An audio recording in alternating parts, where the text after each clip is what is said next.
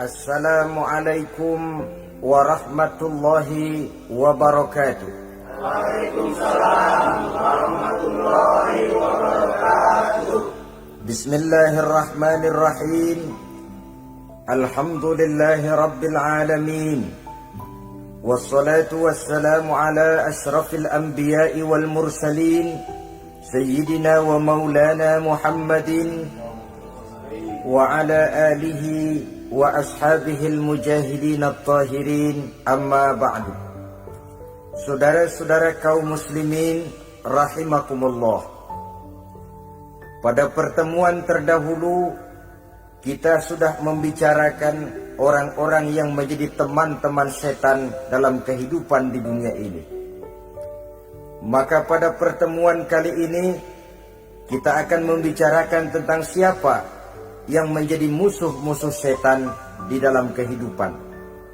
Dengan satu catatan, berbahagialah mereka yang menjadi musuh-musuh setan, tetapi celakalah mereka yang menjadi teman-teman setan.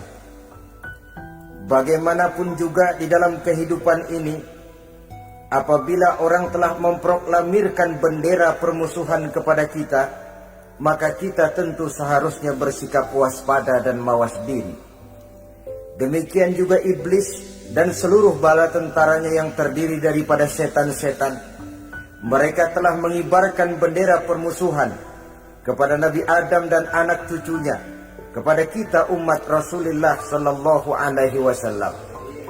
Akan sengsara dan celaka jika kepada iblis dan setan yang telah nyata-nyata mengibarkan bendera permusuhan itu kita mengadakan toleransi, mengadakan kerjasama, dan menjadi budak yang memperturutkan kemauan daripada iblis dan setan.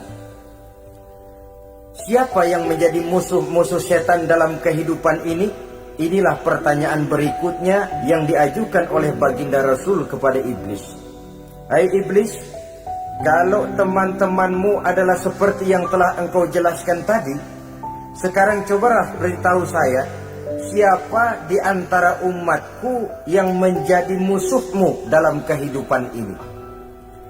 Atas pertanyaan ini, iblis laknatullah menjawab, ya Rasul, musuh-musuhku di antara umatmu, pertama, anta ya Muhammad. Musuhku yang pertama adalah engkau, wahai Muhammad. Kenapa iblis mencatat Nabi Muhammad sebagai tokoh nomor satu dalam deretan musuh-musuhnya? Mudah difahami. Pertama, keberadaan Rasul merupakan rahmah lil alamin, rahmah bagi lingkungan. Yang kedua, beliau berfungsi menyelamatkan manusia dari tempat yang gelap gulita, dari tempat kesesatan menuju tempat yang terang benderang, penuh berisi petunjuk dan hidayah dari Allah Subhanahu wa ta'ala. Maka menurut iblis, inilah manusia perintang pertama atas segala daya dan usahanya menggelincirkan manusia ke jalan yang dimurkai oleh Allah Subhanahu wa ta'ala. Kalau kita baca sejarah, risalah yang dibawa oleh Nabi Muhammad ini memang merupakan risalah yang membawa rahmah bagi alam sekitarnya. Ada sedikit perbedaan dengan risalah-risalah sebelum beliau. Sepertinya risalah yang dibawa oleh para rasul terdahulu itu mempunyai efek yang langsung pada kehidupan di dunia ini. Nabi Nuh misalnya menyampaikan agama. Hai umatku, ini agama. Umat menentang, turun banjir yang menenggelamkan orang-orang kafir. Azab diturunkan pada waktu itu juga, pada saat nabinya masih hidup. Jadi azabnya itu jenis cash, kontan. Nabi Soleh, hai umatku, ini agama. Mereka menolak, turun gempa bumi yang amat hebat menggulung orang-orang kufur. Nabi Musa, hai umatku, ini agama. Mereka menolak, sebagian ditenggelamkan di Lautan Merah, sementara sebagian lain dikutuk menjadi monyet-monyet yang hina seperti diceritakan dalam Al-Quranul Karim. Lain dengan Rasulullah Sallallahu Alaihi Wasallam. Bagaimanapun kurang ajarnya umat yang dihadapi oleh beliau, bagaimanapun menentangnya jamaah yang dihadapi oleh beliau, azab tidak turun sepanjang beliau masih hidup. Ini merupakan jaminan dari Allah, wa ma kana Allahu liyu'adzibahum wa anta fihim. Allah sama sekali tidak akan menurunkan azab selama engkau wahai Muhammad masih hidup di tengah-tengah umatmu. Jadi keberadaan Nabi Muhammad merupakan jaminan keselamatan bagi umatnya. Selama beliau masih hidup, azab tidak turun bagaimanapun kurang ajarnya umat. Di sini sedikit bedanya dengan nabi-nabi terdahulu. Juga perbedaan dalam pola dakwah. Nabi Nuh ketika dakwahnya ditolak oleh umat, keluar doanya meminta umatnya ditenggelamkan. Tetapi Nabi kita ketika dilontari batu oleh umat, malah beliau mendoakan umatnya agar memperoleh hidayah. Oleh sikap yang semacam ini, wajar lalu iblis menganggap Nabi Muhammad sebagai musuh ranking pertama. Yang kedua, siapa musuhmu di antara umatku? Yang kedua kata iblis, musuhku Muhammad imamun adil, pemimpin yang adil. Itu yang akan menjadi musuhku di dunia ini. Putus asa iblis menghadapi pemimpin yang adil. Tipu dayanya tidak terkena. Segala tingkah polanya tidak diperturutkan. Imam yang adil, pemimpin yang adil merupakan musuh daripada iblis laknatullah alaih. Apa sebabnya? Karena pemimpin yang adil mempunyai dampak dalam kehidupan di dunia ini. Melindungi orang banyak, menenteramkan orang banyak. Makin aman, tentram, tenang situasi dan kondisi, makin mudah orang melaksanakan ibadah. Makin tekun orang melaksanakan ibadah, makin dekat dia dengan Allah. Makin dekat manusia dengan Allah, makin jauh dia dari iblis. Sebab dua hal ini selalu kontradiktif. Jika kita jauh dari Allah, tentu dekat dengan iblis. Jika kita jauh dari iblis, harus dekat tentu dengan Allah. Dan begitu selanjutnya. Dalam kaitannya dengan kehidupan kita sekarang, saudara-saudara, disinilah perlunya mempersiapkan manusia. Membangun manusia itu jauh lebih sulit daripada membangun jembatan. Membangun manusia itu lebih sulit daripada membangun gedung-gedung bertingkat. Termasuk membangun dan mempersiapkan calon-calon pemimpin yang adil di masa yang akan datang. Membangun jembatan penting. Tapi lebih penting daripada membangun jembatan adalah membangun manusia yang bikin jembatan. Sebab kalau manusia yang bikin jembatan tidak dibangun lebih dahulu, saya khawatir jembatannya nanti habis dimakan oleh yang bangun jembatan. Mengaspal jalan raya penting. Lebih penting dari mengaspal jalan raya, membangun manusia yang mengaspal jalan itu. Sebab kalau manusia yang mengaspal jalan bermental rusak dan bejat, saya khawatir jalan belum selesai, aspalnya habis dimakan oleh yang ngaspal. Inilah pentingnya membangun manusia pembangunan. Semua tugas-tugas besar, semua pekerjaan-pekerjaan yang baik harus berangkat dari niat yang baik, berangkat dari hati yang bersih. Siapapun adanya kita, apapun profesi kita.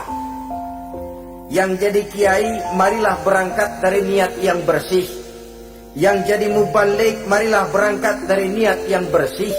Niatnya itu mau menghidupkan Islam atau mau cari hidup jual Islam.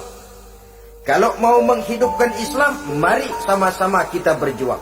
Tapi kalau mau cari hidup untuk dengan menjual Islam, minggir saja daripada nanti bikin malu.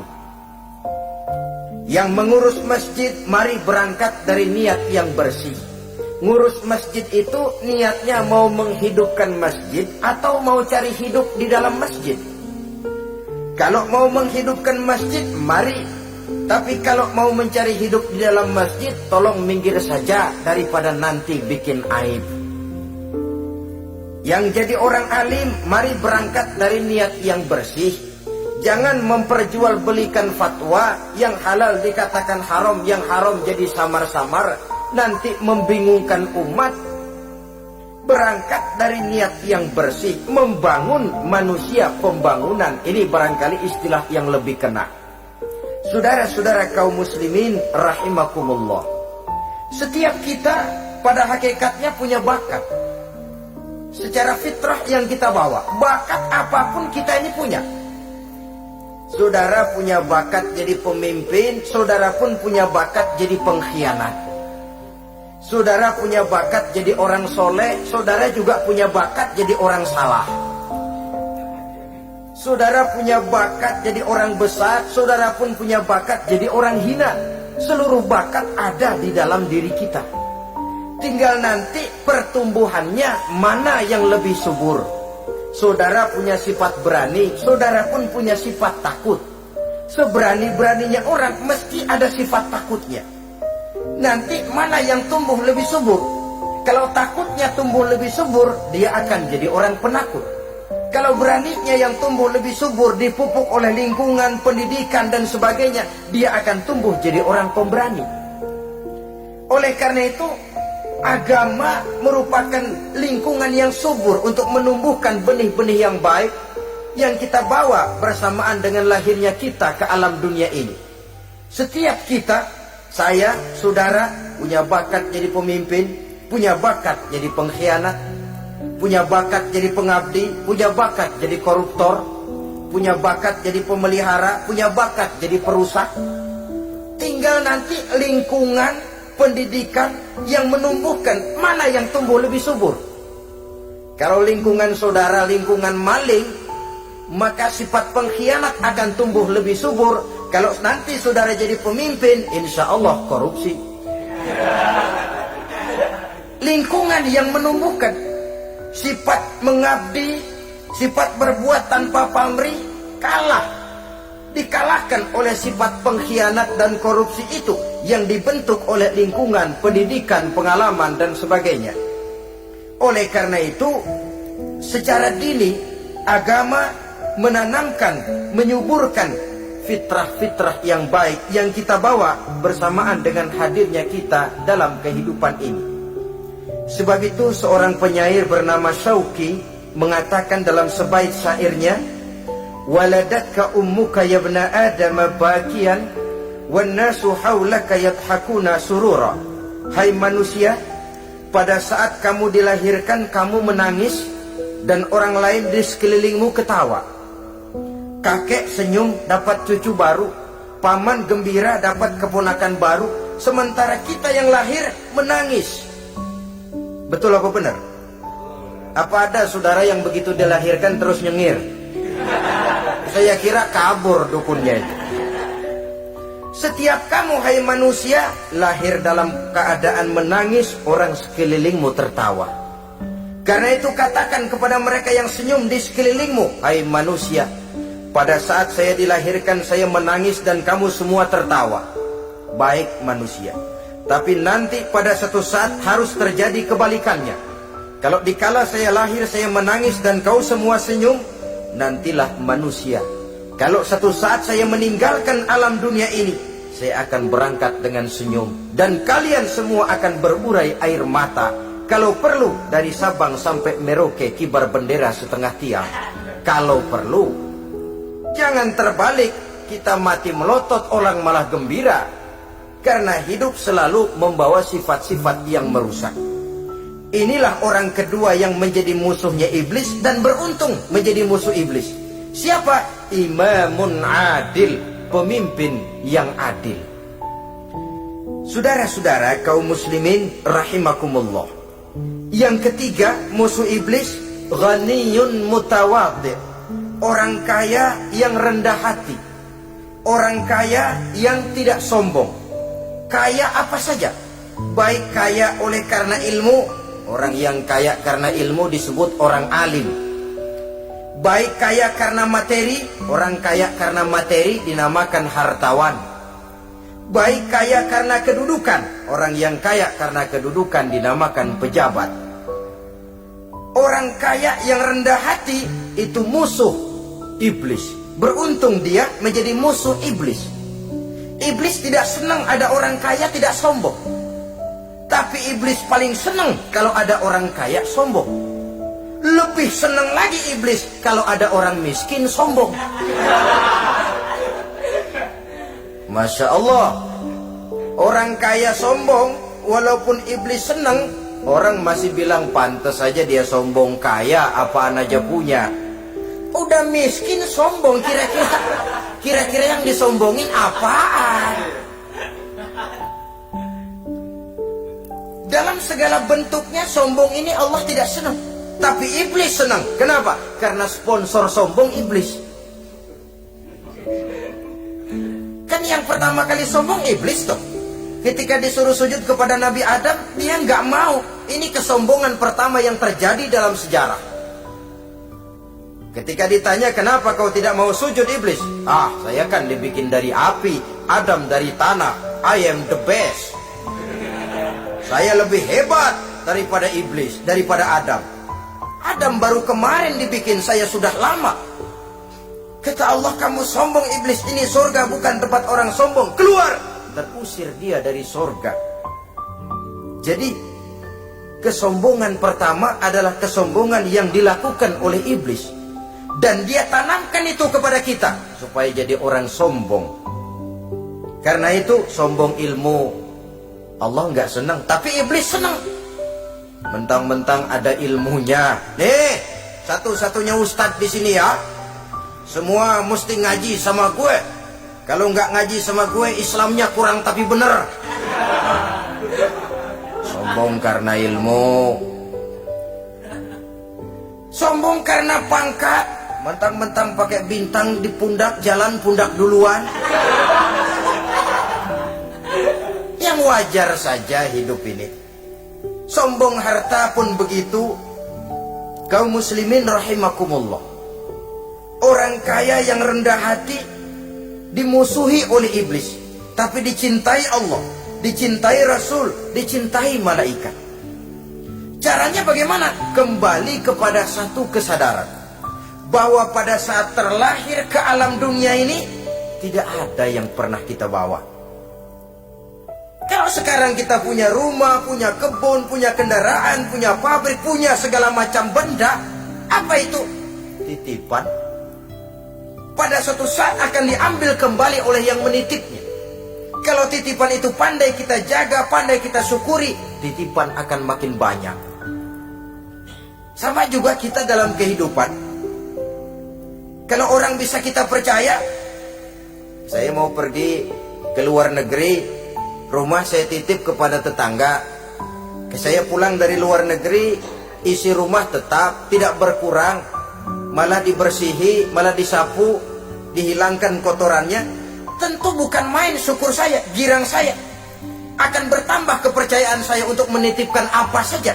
Ini makna la in syakartum la azidannakum wa la in kafartum inna azabi lasyadid. Kalau kamu pandai bersyukur, aku tambah nikmat. Tapi kalau kamu ingkar, azabku teramat pedih.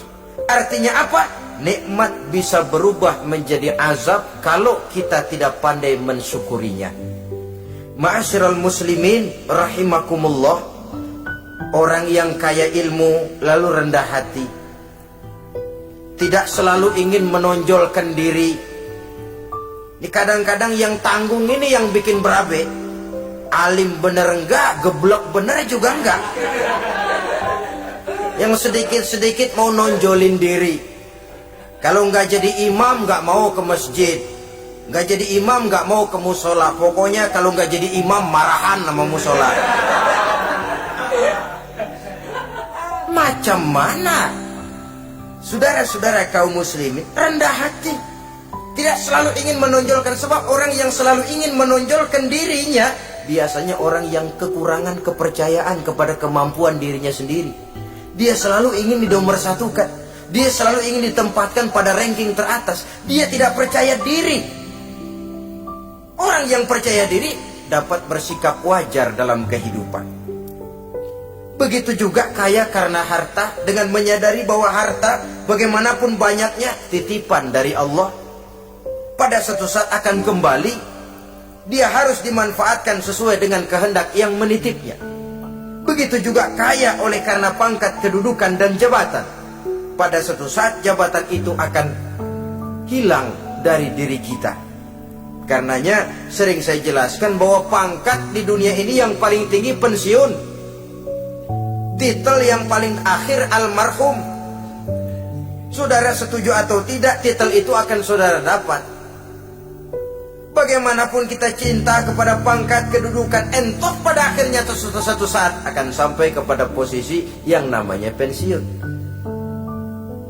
Kalau sadarlah kita kepada pemikiran ke arah sana, maka untuk mencapai kekayaan, baik kekayaan harta, kekayaan kedudukan, tidak lalu menghalalkan segala cara untuk mencapai tujuan, tapi dibatasi oleh norma dan kaedah yang harus dia taati, baik kaedah agama maupun kaedah bernegara.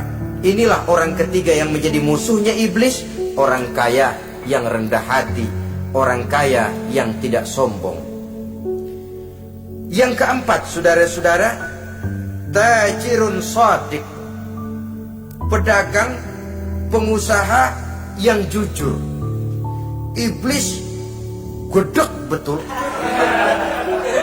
benci bukan main sama pengusaha, sama pedagang yang jujur, yang tidak ngurangi timbangan, tidak nipu pembeli, tidak barang yang jelek dibilang bagus, atau yang bagus di atas yang jelek di bawah, atau dicampur yang baik dengan yang jelek supaya kelihatan semuanya jadi baik.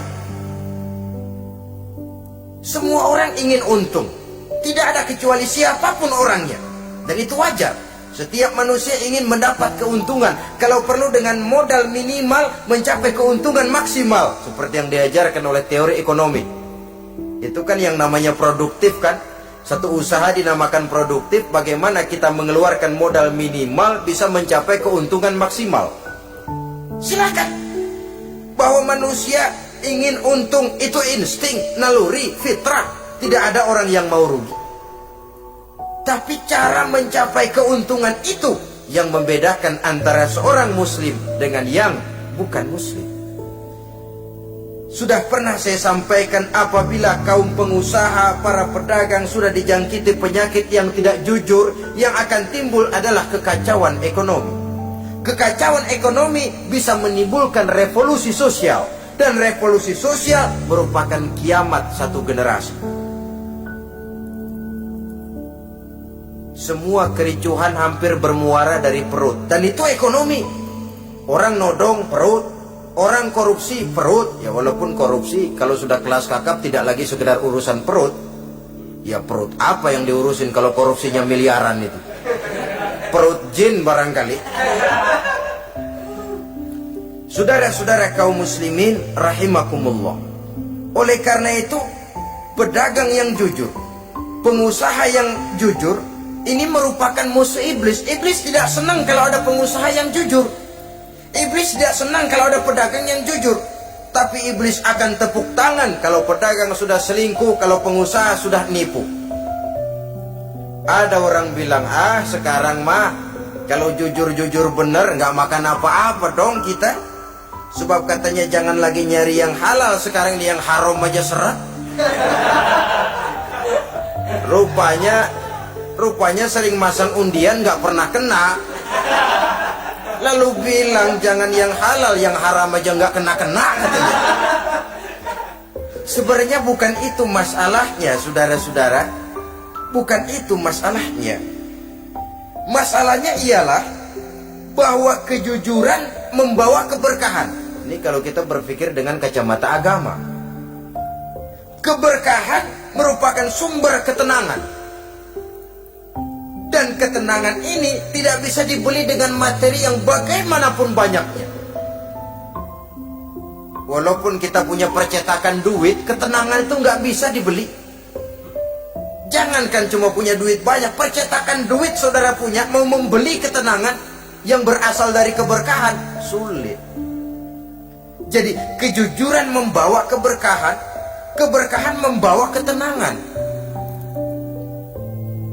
Jangan macam dulu tukang sol sepatu.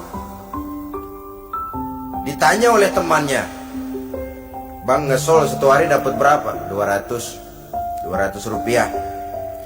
"Sembayang enggak?" "Enggak." "Islam?" "Islam, kalau Islam mah." Kata temannya, "Sembayang dah, kali aja besok dapat rezeki lebih banyak." "Yang benar." "Iya, so kalau orang sholat itu Allah dekat, nanti rezekinya ditambah." "Bener ah, bener." Subuh sembayang dia.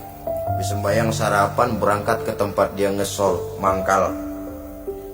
Dari pagi sampai jam 11 belum ada juga yang ngesol. Mulai bimbang hatinya. Katanya kalau sembayang rezeki tambah. Tadi sembayang subuh sampai gini hari belum ada yang ngesol. Cobaan kali, sabar. Datang sholat zuhur. Habis zuhur nunggu lagi, belum juga ada yang datang ngesol. Udah mau pulang hampir maghrib, baru datang satu orang dandan ini sendal jepit putus.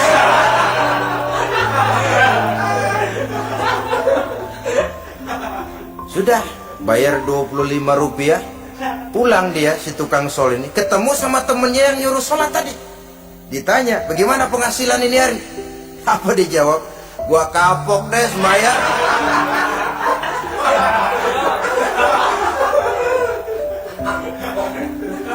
Kemarin gak sembahyang dapat 200, sekarang begitu sembahyang jigo.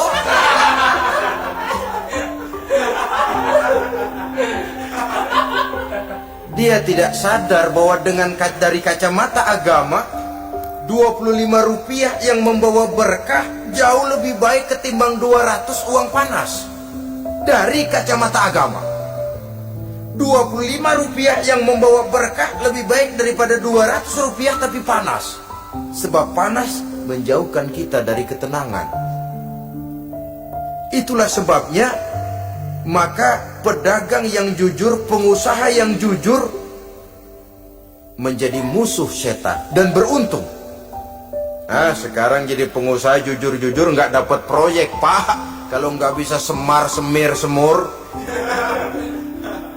Padahal agama sudah menjelaskan ar-rashi wal murtashi finnar. Orang yang nyogok dan orang yang disogok, dua-duanya neraka. Kenapa? Join termasuk ta'awanu 'alal ismi wal udwan. Bertolong-tolongan dalam berbuat dosa dan kesalahan. Kalau hadiah, lain hadiah. Kalau sedekah, lain sedekah. Tapi yang namanya semir, suap, ar-rashi wal murtashi finnar. Saudara-saudara kaum muslimin rahimakumullah. Jadi pedagang yang jujur, pengusaha yang jujur merupakan salah satu roda perekonomian. Kegoncangan ekonomi akan menimbulkan dampak sosial yang sangat luas dan kompleks. Yang pada giliran puncaknya, dampak paling negatifnya, dia sanggup menggerakkan terjadinya revolusi sosial. Bukankah sebagian besar gerak hidup manusia dimotivasi oleh keinginan untuk mempertahankan kelangsungan hidup? Dan kelangsungan hidup artinya mulut. Mulut itu artinya perut, dan itu artinya makan. Setelah itu mungkin baru pangan, baru sandang, baru dia berpikir pakaian dan sebagainya. Jadi karena dia merupakan penggerak roda ekonomi, pedagang yang jujur, pengusaha yang jujur mutlak diperlukan dalam kehidupan ini. Sebab sekali lagi, kejujuran akan membawa keberkahan, keberkahan memberikan ketenangan dalam kehidupan. Oleh karenanya kita umat Islam, biarin duit kita banyak, asal berkah. Itu tentu idealnya. Ketimbang dikit tidak berkah, lebih baik ia banyak, ia berkah. Dan keberkahan itu datang lewat kejujuran. Kejujuran ini sudah dicontohkan oleh Rasul pada saat beliau berniaga ke negeri Syam. Dikala berumur 9 tahun, bahkan dikala berumur 25 tahun, seketika membawa dagangan Sayyidatuna Khadijah yang kelak jadi istri beliau.